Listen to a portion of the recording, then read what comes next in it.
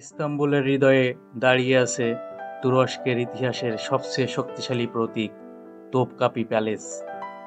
Ottoman সাম্রাজ্যের সুলতানরা 400 বছরেরও বেশি সময় শাসন করেছেন এখান থেকে। রাজকীয় ক্ষমতার কেন্দ্র, রাজসভা, রাজকারাগার সবই ছিল এই প্রাসাদের ভিতরে।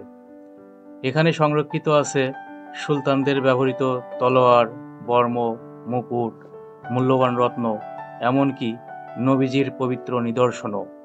সবচেয়ে রহস্যময় অংশ হলো হারেম, যেখানে থাকতেন সুলতানের স্ত্রী, সন্তান ও কন্যারা।